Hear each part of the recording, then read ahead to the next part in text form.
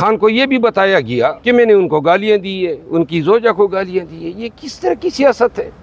चुगलखोरों पे अल्लाह की लानत हो। और जो लोग कोई इल्ज़ाम लगा रहे हैं मेरे सामने बिठाएं, यानी कि 2.5 माह से सब कुछ हो रहा है, खान के कान भरे जा रहे हैं और मुझसे कोई पूछता तक नहीं है।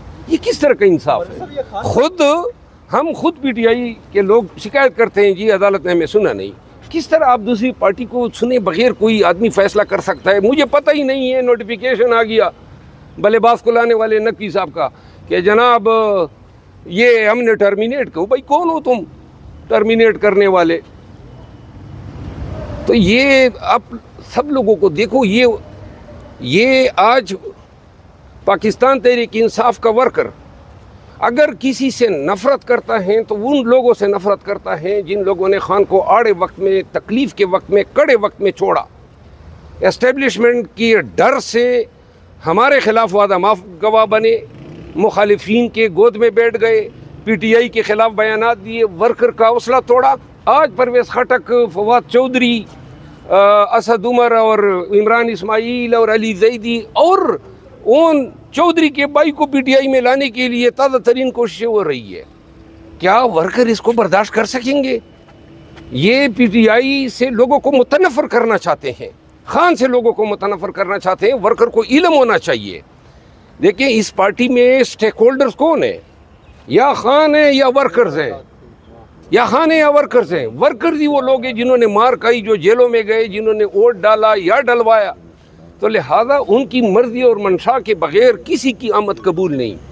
आज अडियाला जेल आप कफन बांधने की इजाज़त मांगने गए थे कल जो जलसे में आपने? देखिए कफन के लिए हम तो वैसे ही हम तो शायद गुज़िश्ता 15 साल से बोनस में फिर रहे हैं, ठीक है ना। और दूसरी बात ये कि ये मैं फिर कहता हूँ कि ये 3 माह से जलसा क्यों नहीं कर सके हैं? ये क्या ड्रामा है? एनओसी नहीं मिला। यहाँ पे सारा पाकिस्तान जमा था इस्लामाबाद के जलसे में और जलसा मौखर किया गया।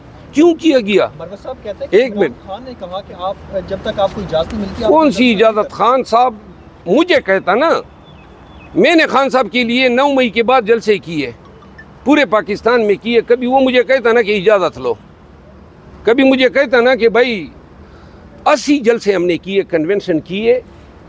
और एक बात और भी आपको बता दूं, चैलेंज करके कहता हूं, अभी ये जो सवाबी में जलसा हुआ है और अली अमीन खान को खिराज तहसीन पेश करता हूं कि सवाबी के जलसे के अखराजात जो हैं 1 करोड़ 25 लाख रुपए उसने अदा किए। मैंने चैलेंज करके कहता हूं, पूरे पाकिस्तान में जलसे किए, कोई एक आदमी कह दे कि या पार्टी कह दें कि 1 रुपये किसी ने दिया हो। इन तमाम जलसों की, इन तमाम कन्वेंशनों की, कि 1 रुपये हराम हो जो किसी ने दिया हो। इल्ज़ामात ये लगा रहे हैं। या मेरा घर गिराया गया, कोई एक कह दे कि किसी ने 1 रुपये डोनेशन की ऑफर की हो। मेरा ब्रदर इन लॉ मर्डर हुआ, मैं कह सकता हूँ, और किस चीज़ पे मर्डर हुआ, कोई मेरे पास ताज़ियत के लिए आया हो और थाने मुझे दे रहे हैं कि जनाब निकाल रहे हैं। किस चीज़ पे निकाल रहे हो? यानी कि इस चीज़ पे निकाल रहे हो कि जो आप करते फिरें, कोई खान को ये बताए नहीं। बताऊंगा और डंकी की चोट पे खान को बताऊंगा। अच्छा, अब खान साहब का नेक्स्ट मुस्तकबिल क्या देखते हैं? खान साहब का मुस्तकबिल और कौम का मुस्तकबिल जुड़ा हुआ है। कब तक जेल से रहा होने? देखिए खान साहब तब जेल से रिहा होंगे जब ये कौम एनओसी के पीछे नहीं भागेगी। अच्छा शेर अफजल यार, एक सवाल का जवाब तो देने दो ना, तुम लोग खुद मतलब तेजगाम में सवार हो। बिल्कुल ठीक है। जब एनओसी के पीछे भागोगे, इजाज़त मांगोगे कि हमने जलसे जुलूस और रैलियां करनी है, तो फिर खान की रिहाई मुमकिन नहीं है। खान तब रिहा होगा जब जनाब अली पूरी कौम सड़कों पर होगी। ये मेरा एतकाद है। मरवत साहब, आपने कुछ पार्टी रहनुमाओं पे पहल आपने की थी कि वो कहीं से लॉन्च हुए हैं, लेकिन अब आप पे इल्ज़ाम है कि आपको लॉन्च किया गया था पार्टी में इख्तलाफात पैदा करने के लिए। आप पे इल्ज़ाम है कि आपको किसी ने यहाँ ऊँट के पास काटा। इंशाल्लाह खान को मैं बताऊंगा और मैं कहूँगा कि उन चुगलखोरों को मेरे सामने बिठाओ और आओ बताओ किसने कहा है। तो लिहाजा बहुत झूठ बोला गया है, सारे झूठ का इंशाल्लाह मैं सत्यानाश करूंगा। कोई रिमार्क्स ऐसे देंगे जिसके अंदर वो प्रेजुडिस कर दें इस केस को, तो हम चाह रहे हैं कि ये पिटिशन हम सुप्रीम कोर्ट में जाकर कल पेश करें। अगर हम अकेले ही जाना पड़े, हम आज उनके सामने पेश होंगे और उनको कल अपील करेंगे कि आप इस केस से बरतरफ हो जाएं। ये ज़्यादती है। इमरान खान एक बहुत बड़ा लीडर है, इस पाकिस्तान का सबसे बड़ी पार्टी का लीडर है, हमारे भाई हैं, 1 साल से जेल में हैं सिर्फ इसलिए क्योंकि इनकी कोई ज़ाती इनको कोई इशू है। उनके वैसे भी 2 महीने, क्या 1.5 महीना रह गया, कितनी देर रह गई? 2 महीने। 2 महीने रह गए। 2 महीने रह गए। जाते जाते कोई हम तो उनसे ये रिक्वेस्ट करेंगे थोड़ा सा इज़्ज़त कमा के चले जाएं, नहीं तो ये पाकिस्तान की तारीख़ नहीं कभी भूलेगी इनके फ़ैसले। और जो जजेस के फ़ैसले होते हैं ये बड़े अजीम फ़ैसले होते हैं, ये अगली पुश्तों तक याद रखे जाते हैं और ये कोर्ट होते हैं। सर ये माइक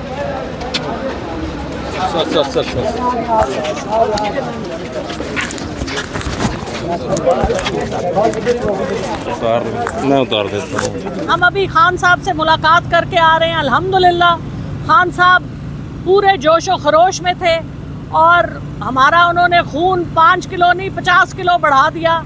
बहुत खुशी हुई और वो अपने मौक़िफ़ पे डटे हुए हैं। कुछ उधर तो ये इन बच्चों की हमें ज़्यादा फिक्र है क्योंकि लीडर तो फिर भी अपना नाम निकाल लेते हैं, मगर जो हमारी आवाम और जो बच्चे इस 9 मई के साने में पिसे हैं तो उनके लिए आवाज़ उठानी बहुत ज़रूरी है। उनको इंसाफ मिलना चाहिए और खान साहब भी इसके पीछे। हम कहते हैं आप चलाएं केस चलाएं, जिसको सज़ा होती है उसको सज़ा दें, लेकिन बेगुनाहों के साथ खुदारा ये जुल्म बहुत बड़ा जुल्म है।